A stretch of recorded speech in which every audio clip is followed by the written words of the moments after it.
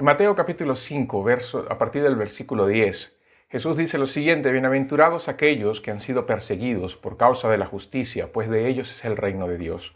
Bienaventurados seréis cuando os insulten y persigan y digan todo género de mal contra vosotros falsamente por causa de mí. Regocijaos y alegraos, porque vuestra recompensa en los cielos es grande, porque así persiguieron a los profetas que fueron antes de vosotros. Estas palabras de Jesús en el Sermón del Monte me ayudan a entender un poco lo que está sucediendo en nuestros días, en nuestra región de América Latina, pero también en Europa y en realidad en el mundo. En toda parte, en todos lugares, la mayor parte del mundo el cristianismo está siendo perseguido. Si no está siendo perseguido de una manera física, en el sentido de cerrar iglesias, como pasó con el país de China durante la pandemia, mientras todo el mundo estaba encerrado, el gobierno de China aprovechó y derribó iglesias, tumbó iglesias, cerró templos, justamente en nombre de su idea de gobierno, de su sistema filosófico. No solamente eso, porque ha habido persecución, los países que eran parte del bloque soviético, los del Pacto de Varsovia, la llamada Columna de Hierro, sufrieron persecuciones mientras ese periodo estuvo. Hay persecución en Corea del Norte, hay persecución en Afganistán, hay persecución en Irán, hay persecución en muchas partes del mundo. La iglesia es perseguida, cristianos son muertos, se les confiscan los bienes, todo por causa de Cristo, todo por causa de la fe. Nada han hecho, simplemente han confesado a Jesús como Señor y eso ha sido causa suficiente para no solamente quitarle todo, sino también matarlos, que pierdan su vida por causa de su fe.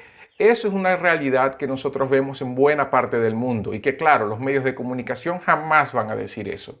Los medios de comunicación jamás van a comentar sobre eso.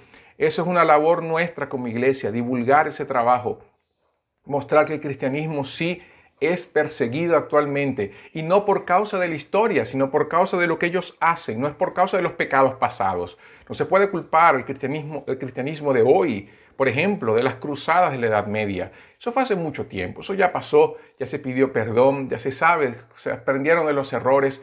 No se puede culpar al cristianismo de hoy por la esclavitud del pasado, porque fue el propio cristianismo que luchó contra la esclavitud en el mundo occidental. Fue el propio cristianismo que se levantó arrepintiéndose de sus pecados, luchó contra todo ese movimiento de esclavitud, y fueron los principales abolicionistas, fueron los cristianos. No se puede culpar a los cristianos de aberraciones del presente, porque si personas en nombre de Cristo cometieron barbaridades, eso no quiere decir que el cristianismo sea eso. Y esa es la gran verdad. El cristianismo se basa en la persona de Jesús, reflejado a través de la revelación de la palabra.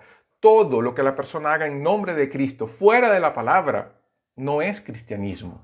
Son ideas de él, son ideas manipuladoras que en nombre de Dios cometen sus barbaridades. Entonces, la persecución de hoy, lo que sucede en el día de hoy, no es una consecuencia de los errores del pasado. Son decisiones que las personas toman en el presente por causa de la característica del cristianismo. El cristianismo, cuando entra en una cultura, a pesar de que nuestra cultura occidental es una cultura que se forja en un principio, en una base cristiana, el cristianismo va y condena esa misma cultura por causa de la actitud pecaminosa del ser humano y llama a la persona a un encuentro con Dios en arrepentimiento y fe, a un cambio de vida, una transformación para que la persona sea de acuerdo al corazón de Dios a través de la renovación, del trabajo santificador del Espíritu Santo en la vida de la persona. Sí, el cristianismo va a condenar, el cristianismo es condenatorio. Él va a mostrar la justicia de Dios en Cristo, nuestros pecados siendo clavados en la cruz, mas al mismo tiempo el cristianismo va a hablar de renuncia, el cristianismo va a hablar de entrega, el cristianismo va a hablar de sumisión, el cristianismo va a hablar de la muerte del yo, del negarse a sí mismo, del tomar la cruz, del seguir a Cristo. Por eso el cristianismo es perseguido, porque el cristianismo lucha contra la naturaleza pecaminosa y las personas. Todos nosotros no queremos ser confrontados, mas la Biblia dice que la luz viene para mostrar las tinieblas, y por eso el cristianismo es perseguido, por eso el cristianismo es oprimido. Actualmente en nuestro contexto latinoamericano lo que nosotros vemos es justamente el deseo de silenciar la iglesia, de que ella no ejerza esa función profética y que por el contrario se diluya dentro del mensaje del mundo y que se adapte al sistema del mundo para que se torne agradable al oído de aquel que escucha. El problema es que un cristianismo adulterado por la miel de la idea de lo que el mundo quiere oír, deja de ser evangelio. El evangelio va a hablar de la gracia de Dios, pero para que nosotros entendamos la gracia de Dios, tenemos que ver la alta pecaminosidad del ser humano y nuestra imposibilidad de agradar a Dios por nosotros mismos. Cuando eso pasa, entendemos la gracia.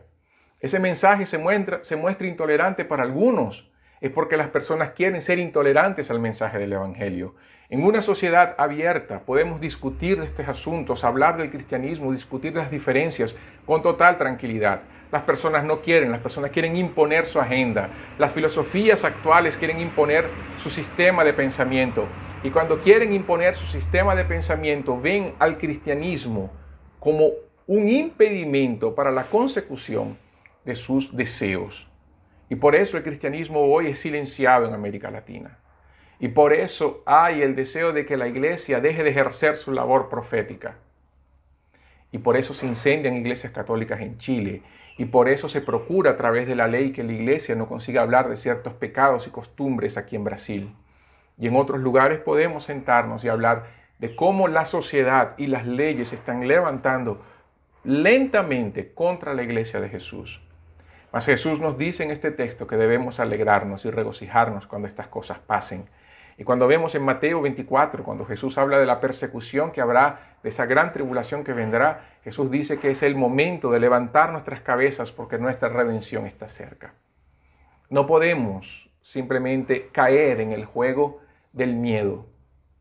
No debemos caer en el juego de silenciarnos o de cambiar el mensaje, de pensar que nuestra mensaje está muy dura. No, no es así. Las personas necesitan entender que el Dios de amor es un Dios de juicio y que la cruz, más que una manifestación de amor, es una manifestación del juicio de Dios, de la justicia de Dios a los hombres, porque eso es lo que dice Romanos capítulo 1. Porque en el Evangelio se muestra la justicia de Dios, de fe para fe, como está escrito, el justo por la fe vivirá. Necesitamos volver a ese evangelio de la gracia, el evangelio que predica y que confronta, el evangelio que le dice a la gente arrepiéntanse y crean el evangelio. Necesitamos volver a un evangelio real y vivo, un cristianismo que realmente se interese por las personas más que se interese por mostrar en primer lugar la gloria de Dios.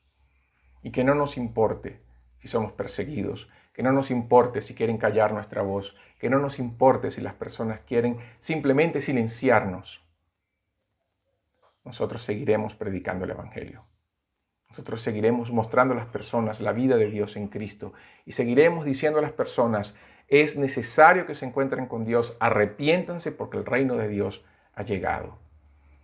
Para todos aquellos que han sufrido persecución directa y opresión, mis oraciones y todo el apoyo que puedan tener. Desde aquí seguiremos predicando el evangelio, seguiremos hablando de Cristo, seguiremos denunciando el pecado. Esa es obra de la iglesia, esa es nuestra misión, es su misión, es mi misión, predicar a Cristo.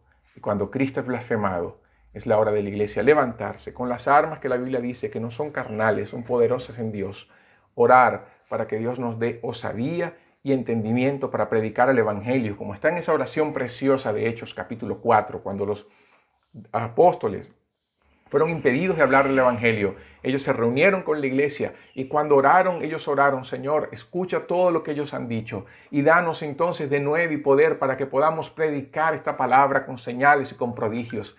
Necesitamos justamente esa vida de oración preciosa que nos dé la fuerza de Dios. Como Pablo le dijo a Timoteo, Dios no nos ha dado un espíritu de cobardía, sino un espíritu de amor, de poder y de dominio propio, que podamos entonces, en nombre de Jesús, por el poder del Espíritu Santo, transmitir esa vida a los otros. Firmes y adelantes, como dice aquel himno, huestes de la fe, sin temor alguno que Jesús nos ve. Adelante, iglesia, es tiempo de luchar, es tiempo de mostrar, ser sal y luz. Olvídense de que este mundo va a mejorar con relación a algunas cosas que estamos viendo. Este mundo puede tornar peor. Pero cuando las tinieblas se hacen más densas, la luz de Cristo brilla con más fulgor. Entonces, que Dios nos bendiga y que nos dé ese coraje que viene del Espíritu de Dios para predicar este Evangelio de la gracia a todos. Que Dios te bendiga.